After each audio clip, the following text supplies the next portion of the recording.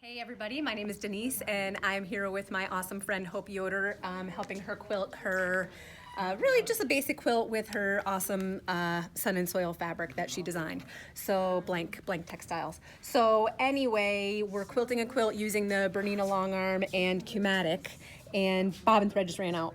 And we have the sensor turned off. Well, it's not a sensor. We have the estimator turned off, so it didn't tell us when it ran out, but we're monitoring the quilt to just watch. So it stitched a little bit beyond the point of the bobbin running out, and we're gonna get back on track, and I'm gonna show you how to do that. So first thing I need to do is exit out of the screen that I'm on because it wants to continue quilting.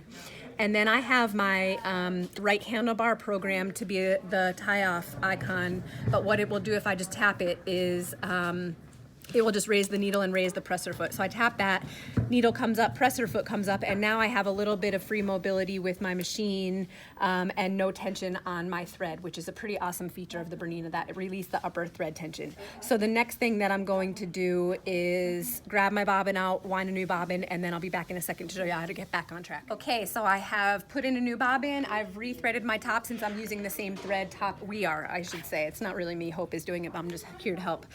So we put a new bobbin in, we've rethreaded the top thread. This is what I was left with. So here's the top thread I had snipped a second ago. But what I want to do is grab my bobbin thread and just pull up what's left. What I don't want to have is any thread tails hanging around afterwards on the back. I don't want to have to babysit the back at all later. So I want all the thread up to the top. So I just carefully pulled up the tail that was left from my bobbin, and I'm gonna go get back on track. So I'm gonna move my sew head to about 1/4 of an inch behind where the stitching stopped. So I'm gonna move my sew head to about there-ish. I say ish because the machine's gonna automatically move right back on track. So I'm just gonna carefully come back. I love my laser because I can really kind of line that up pretty good. I'm about 1/4 of an inch behind where I was. Okay, I'm not perfectly dead on, but I'm pretty close to where I was. And then I'm gonna go over to my screen. If you were doing this without Qmatic, everything would be the same. You would just start quilting now and try to travel right over what you stitched before so that you could overlap and tack down those stitches that you tied off. So I'm gonna hit play. It's gonna ask me these questions as it has before. One difference that I should have now is it's gonna ask me to resume. This window that pops up says resume. When you start a pattern, it doesn't ask you to resume, it just asks you to start. So we know we're kind of mid quilting right now. So yes, I want to resume. Now do I want to resume where I stopped or at the closest point to where I am right now? I definitely want to go to the closest point. If I had known it was going to run out beforehand, maybe you had your estimator turned on, and I can talk a little bit more about that, then I would maybe select the stop point. But I had to move, and I want it to pick up at the closest point to where I am now. So it happens quick, but sometimes the machine just scoots slightly to get onto the line. It finds the closest line to where your sew head is, and it moves to it. So it might have moved slightly and you probably didn't even see it, but that's okay. Now it's asking me to pull up my bobbin thread, as I always do, so I definitely want to do that. So I'm going to tap on that to pull up my bobbin thread. So now I have 4 threads hanging around on the top. I have the top thread that I'm about to quilt with. I have the bobbin thread that I just pulled up that I'm about to quilt with. And then I have my old top thread and my old bobbin thread.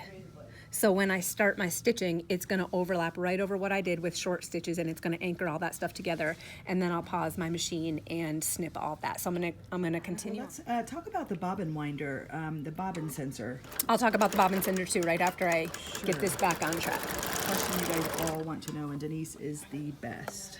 So I paused the screen just so I could go back and snip my threads because they just overlapped right where I had stitched, and now we're ready to get back on track, and we're gonna let that continue quilting. So the bobbin sensor, bobbin estimator, the way I like to explain it is if you have an embroidery machine, it probably has a bobbin sensor. It's a piece of technology, an actual mechanical piece of equipment that's in the bobbin area that either senses when your bobbin is empty or when your bobbin is about to run out from a laser or something like that. It actually reads your bobbin, the spinning of your bobbin, something like that, to recognize that your bobbin has run out. This doesn't have that type of technology.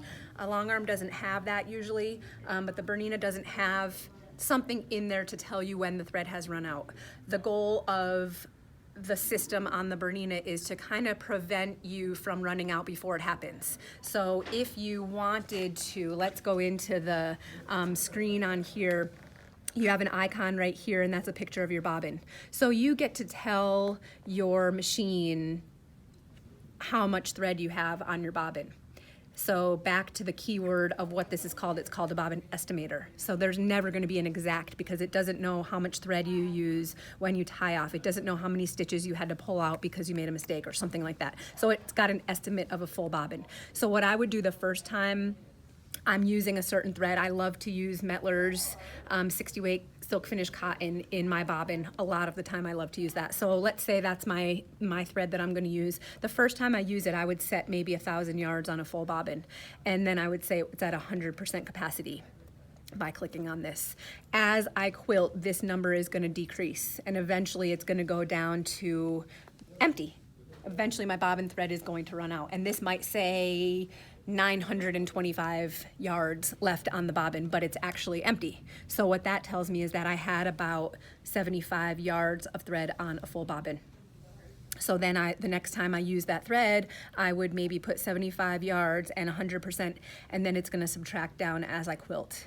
And then when I get down to the last little bit of thread, it's going to start warning me, you know, your bobbin thread's about to run out. You might want to rethread now, so that you don't have to run out mid quilting. So that's the point of the estimator. So it doesn't actually have a sensor that tells you when the thread has run out. It has an estimator to kind of help you, warn you before the thread runs out, to change before you're about to start a next pass, or if you're doing ruler work or something, before you start getting going on something like that. So that's how the estimator works. I hope that helps. If you have questions, please let me know.